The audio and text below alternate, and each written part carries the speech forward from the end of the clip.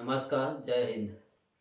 भारत की राजनीति की नई दौर, आज उसके बारे में हम लोग जानते हैं। नमस्कार, आपका अखबार के रविवारी अंक में आपका स्वागत है। मैं हूं प्रदीप सिंह। देश की राजनीति की पूरी संरचना बदल गई है।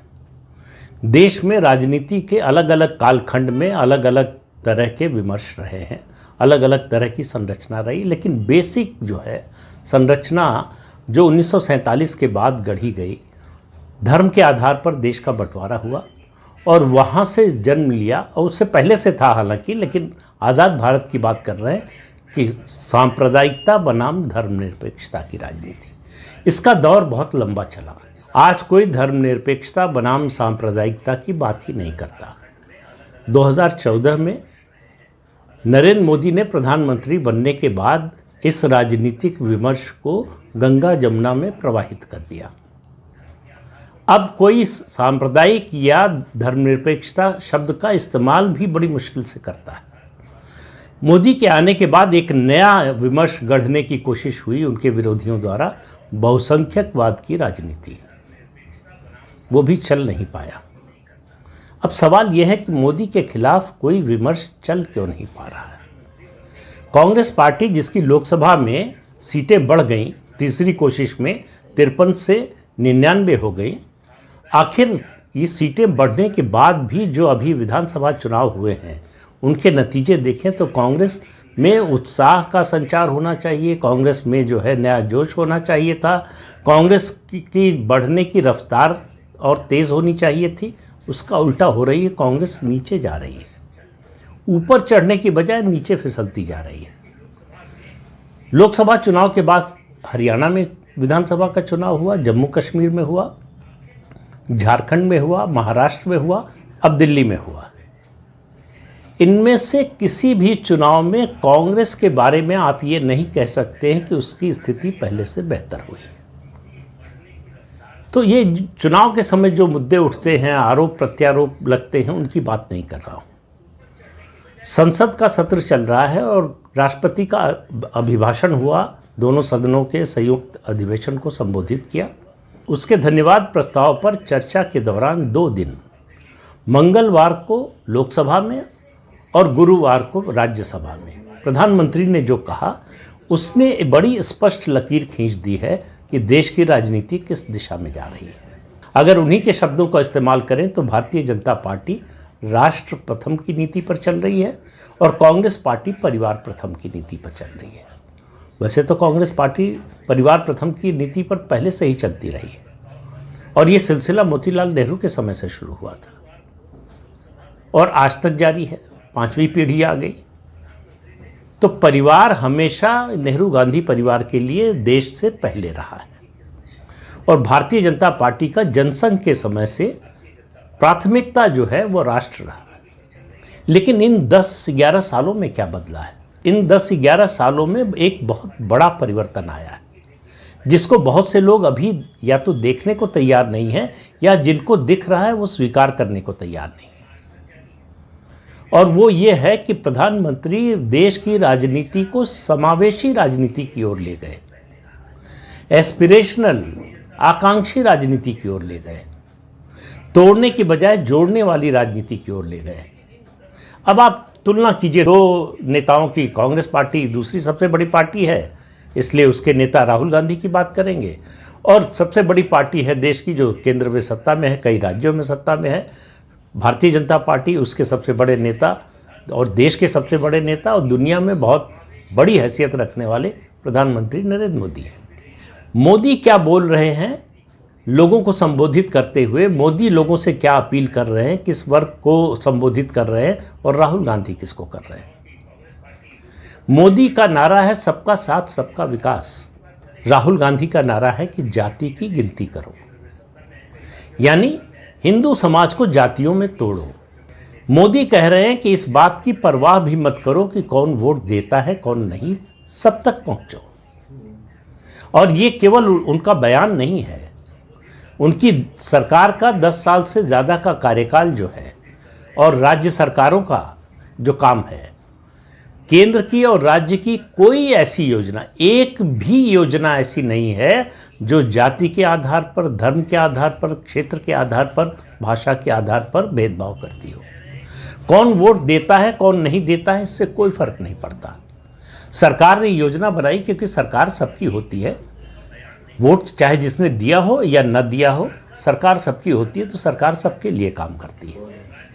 इस बात को जमीन पर उतार कर दिखाया नरेंद्र मोदी ने कि ये केवल नारा नहीं हो सकता।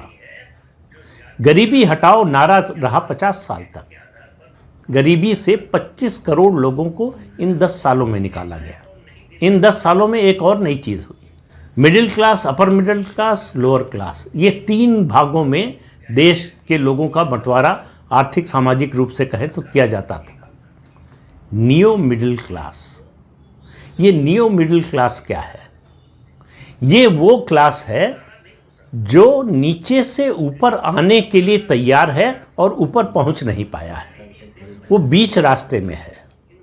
ये है एस्पिरेशनल इंडिया, जिसकी संख्या इस समय देश में सबसे ज़्यादा है। और इसमें जाहिर है कि देश की आबादी में सबसे बड़ा हिस्सा युवाओं का है, तो इसमें युवाओं के लिए बहुत गुंजाइश है, युवाओं को ही ये संबोधित करती है। तो मोदी की नज़र इसी एस्पिरेशनल इंडिया पर या नियो मिडिल क्लास पर है, जिसको कांग्रेस पार्टी इस राजनीति को समझ नहीं पाई। वो इस राजनीति को गुजरात के समय से कर रहे हैं और गुजरात में उसका असर देखिए। भारतीय जनता पार्टी 1990 के बाद से लगभग लगातार बनी हुई है सत्ता में। 90 में गठबंधन में आई जनता दल के साथ, 95 से लगातार अपने दम पर है। और आज 30 साल बाद अगर देखें गुजरात में भारतीय जनता पार्टी को, तो जहाँ से चली थी वहाँ से वो समझिए कि शिखर पर पहुँच चुकी है, एवरेस्ट की चोटी पर पहुँच चुकी है। अब लगता है कि वहाँ कब तक टिकेगी। एवरेस्ट पर चढ़ने के बाद लोग नीचे ही उतरते हैं, लेकिन भारतीय जनता पार्टी गुजरात में नीचे उतर रही हो इसके कोई संकेत नहीं मिल रहे। अब राहुल गांधी ने एक अभियान चलाया, मोहब्बत की दुकान, हालांकि उसको भी भूल गए हैं वो। मोहब्बत की दुकान दरअसल कमला हैरिस या डेमोक्रेटिक पार्टी का जो अमेरिका की है, जो बाइडेन जिसके राष्ट्रपति थे, उनका जो कैंपेन था उसकी नकल था। जो वोक संस्कृति है उसको राहुल गांधी और कांग्रेस पार्टी ने अपना लिया है। तो सवाल यह है कि कांग्रेस पार्टी का वर्ल्ड व्यू क्या है, जियोपॉलिटिक्स के बारे में उसकी सोच क्या है, उसकी बात करें उससे पहले ज़रा सा इस पर भी गौर कर लीजिए कि कांग्रेस के साथी कौन है। कांग्रेस के साथी सब क्षेत्रीय दल हैं जिनको जियोपॉलिटिक्स के रोड मैप से कोई मतलब नहीं है। उनको मतलब है कि हमारे प्रदेश में भाषा कौन सी चलेगी, हमारे प्रदेश में धर्म कौन सा चलेगा, मजहब कौन सा चलेगा, धर्मांतरण होगा कि नहीं होगा, हमारे प्रदेश में जाति का विमर्श कैसे चलेगा।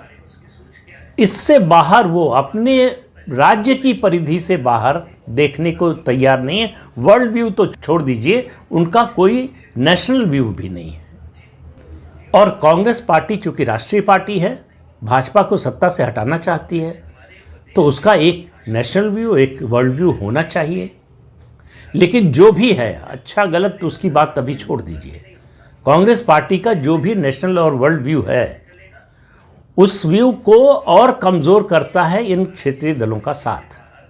और कांग्रेस पार्टी में इतनी हिम्मत नहीं है उसके नेतृत्व में कि वो मजबूती से कह सके कि हम जिस बात में विश्वास करते हैं उस पर या तो हमारा समर्थन कीजिए, हमारे साथ चलिए, नहीं तो अलग हो जाइए। हम अलग होकर जो है विपक्ष में बैठने को तैयार है, संघर्ष करने को तैयार है, लेकिन आपके साथ और नीचे जाने को तैयार नहीं है।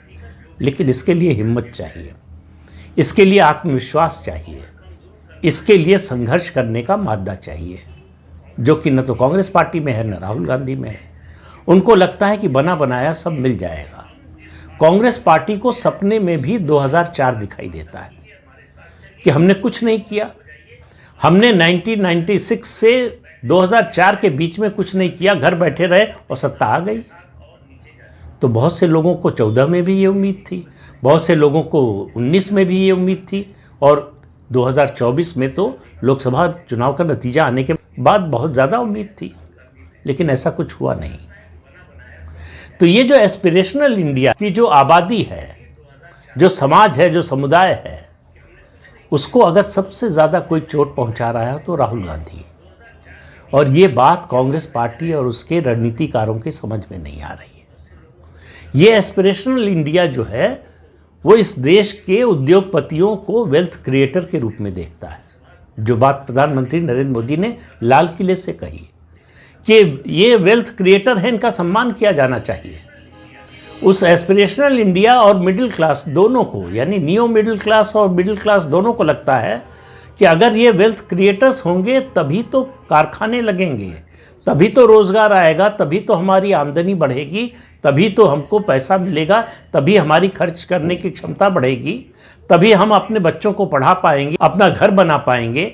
हमारी जो महत्वाकांक्षा है, हमारी जो आकांक्षाएं हैं अपने लिए और अपने परिवार के लिए, वो तभी पूरी होंगी जब ये वेल्थ क्रिएटर्स होंगे।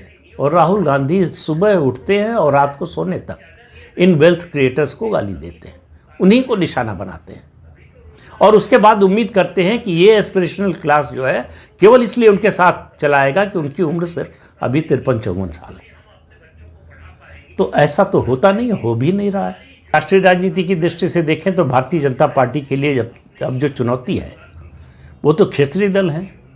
लेकिन प्रधानमंत्री का भाषण दोनों सदनों में आपने अगर संसद के सुना हो तो उससे ये ध्वनि निकलती है कि भारतीय जनता पार्टी अभी भी मानती है उसकी विरोधी नंबर 1, उसकी प्रतिद्वंदी नंबर 1 कांग्रेस पार्टी है। और कांग्रेस पार्टी को पराजित किए बिना, परास्त किए बिना उसका आगे का रास्ता नहीं निकलेगा। कांग्रेस पार्टी को पूरी तरह से पराजित करने के बाद ही क्षेत्रीय दलों से मुकाबले में आना पड़ेगा। उससे पहले तो बीजेपी का काम आसान कर रहे हैं क्षेत्रीय दल। 2023 में एक गठबंधन बन गया, लोकसभा चुनाव से पहले, 24 के चुनाव से पहले इंडी गठबंधन। उसमें जितने दल हैं उनकी आज परिस्थिति देखिए, उनके नेताओं के बयान देखिए, उनके कार्यकलाप देखिए, तो एक बात तो उन्होंने तय कर ली है कि इस गठबंधन में राहुल गांधी और कांग्रेस पार्टी के वर्चस्व को स्वीकार नहीं करेंगे।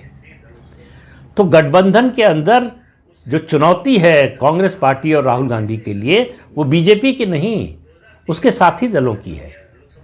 आप देखिए, एक छोटे से राज्य जो पूर्ण राज्य भी नहीं है, दिल्ली, उसके विधानसभा चुनाव में इंडी गठबंधन के साथी दल उन्होंने तय किया कांग्रेस का साथ नहीं देंगे, हम आम आदमी पार्टी का साथ देंगे।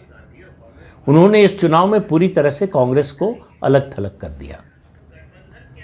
ये उनकी ओर से साफ इशारा है कि उनकी नज़र में कांग्रेस पार्टी का क्या महत्व है। तो भाजपा के लिए अब जो चुनौती है, अगर क्षेत्रीय दलों की बात करें तो पहली और सबसे बड़ी चुनौती मेरी नज़र में पश्चिम बंगाल में तृणमूल कांग्रेस से है, फिर बिहार में आरजेडी से है, राष्ट्रीय जनता दल से है, तमिलनाडु में डीएमके से है। लेकिन वो अकेले नहीं हो सकती, वो एआईडीएमके के साथ गठबंधन करेंगे तभी चुनौती देने की स्थिति में होंगे।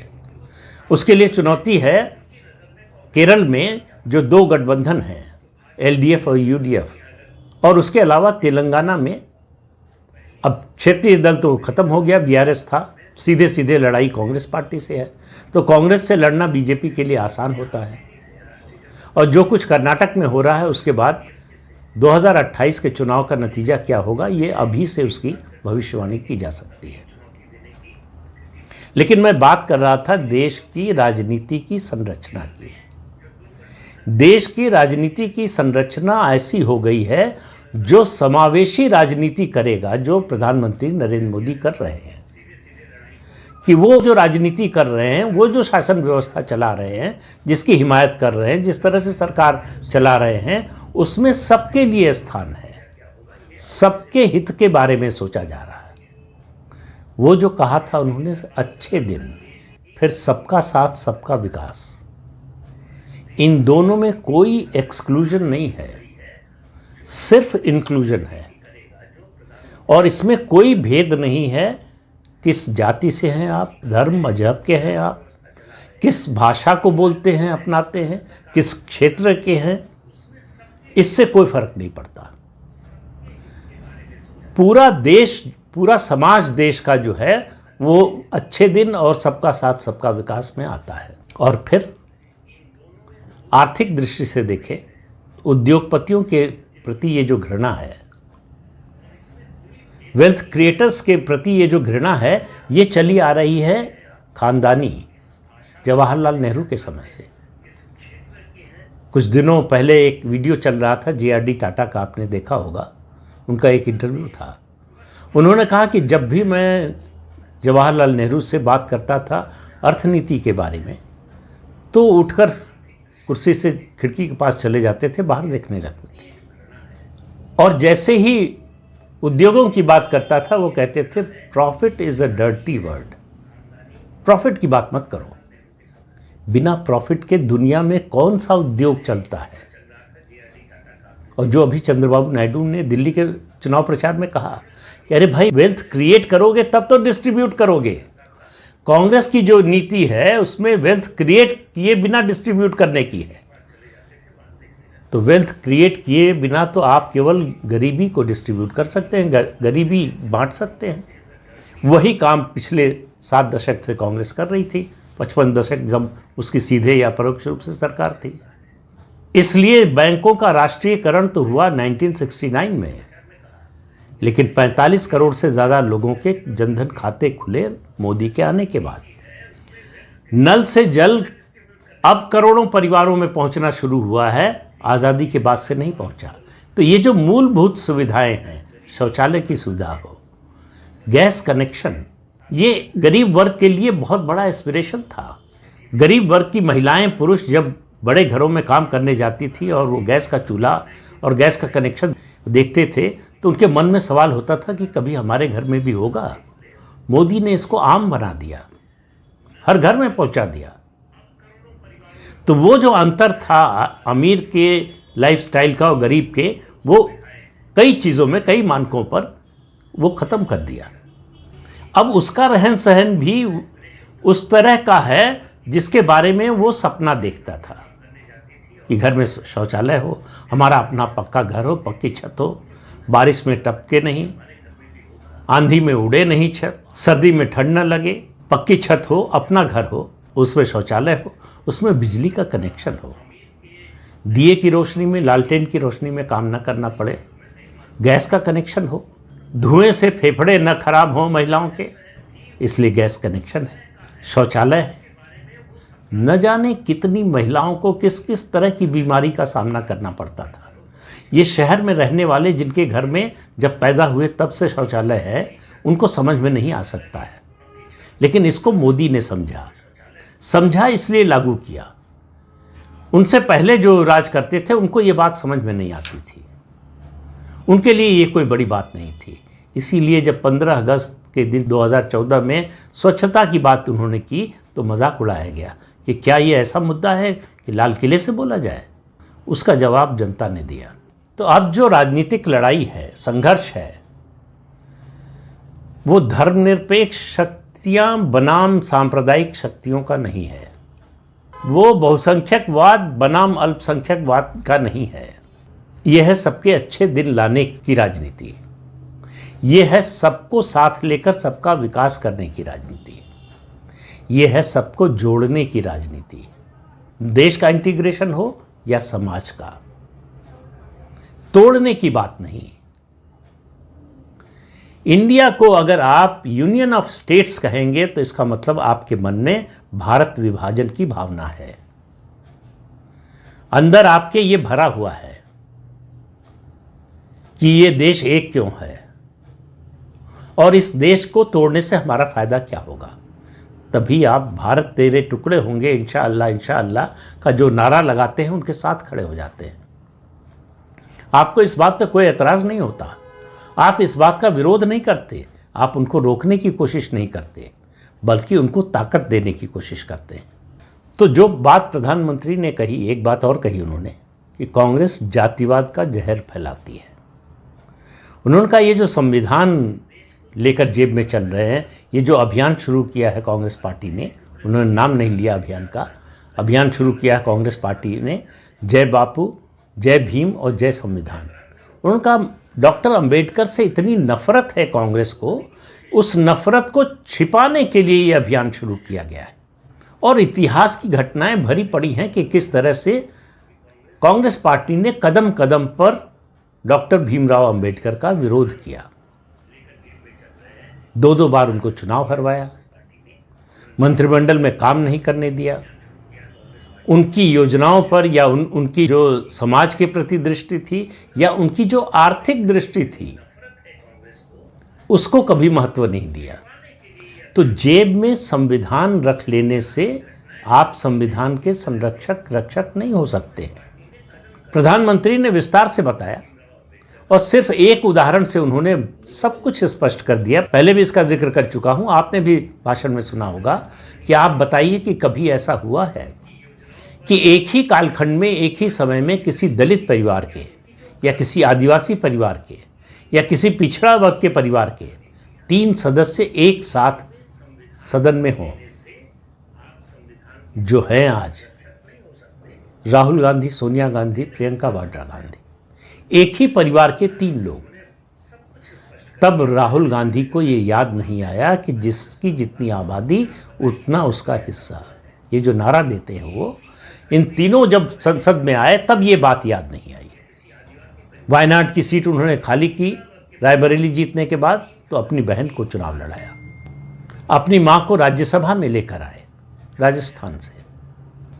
तब उनको ये नारा याद नहीं आया अपना। तो पर उपदेश कुशल बहुतेरे, जे आचरहि ते नर न घनेरे। तो केवल उपदेश देने से लोगों का पेट नहीं भरता है, लोगों पर उसका असर नहीं होता है। जब आपका आचरण आपकी वाणी के अनुसार नहीं होता तो लोगों को आपकी नीयत पर संदेह होता है। कांग्रेस की सबसे बड़ी समस्या यह है कि देश की जनता की नज़र में कांग्रेस की नीयत संदेहास्पद हो गई है और उसके ठीक उलट प्रधानमंत्री की नीयत पर सबसे ज़्यादा भरोसा है। नीतियों पर विरोध हो सकता है, नीतियों से असंतोष हो सकता है, लेकिन प्रधानमंत्री की नीयत पर संदेह नहीं है लोगों को। ये फर्क आया है पिछले 10 साढ़े 10 सालों में, और ये फर्क सिर्फ भाषण देने से नहीं आया। ये फर्क आया है जो भाषण दिया उसको जमीन पर उतारने से, उसके अनुसार आचरण करने से। इसलिए देश की राजनीति का नया टेम्पलेट बन गया है। उस टेम्पलेट में कांग्रेस का कोई मुद्दा दिखाई ही नहीं दे रहा है, और जिन मुद्दों पर कांग्रेस चलना चाहती है उस पर देश चलना ही नहीं चाहता। आज देश का युवा ये नहीं जानना चाहता कि उसकी जाति क्या है। उसको मालूम है उसकी जाति क्या है, उसको मालूम है उसकी जाति की संख्या कितनी है। उसको नौकरी चाहिए, रोजगार चाहिए, उसको शिक्षा चाहिए, उसको समाज में सम्मान चाहिए, गिनती नहीं चाहिए। लेकिन ये बात राहुल गांधी की समझ में नहीं आती, उनके रणनीतिकारों के समझ में नहीं आती कि जब तक समावेश की बात नहीं करेंगे, सबको साथ लेकर चलने की बात नहीं करेंगे, सबके अच्छे दिन लाने की बात नहीं करेंगे, जब टुकड़ों में बांटकर कुछ लोगों के लिए अच्छे दिन, कुछ लोगों के लिए नहीं, इस नीति पर चलेंगे तो मोहब्बत की दुकानें बंद ही होती रहेंगी, ऐसी जो कि हो ही गई है। तो इस अंक में इतना ही। अगले अंक में फिर मिलेंगे किसी नए मुद्दे के साथ। तब तक के लिए अनुमति दीजिए। आपसे अनुरोध है कि ये चैनल देखिए, शेयर कीजिए, लाइक कीजिए और सब्सक्राइब जरूर कीजिए। नमस्कार।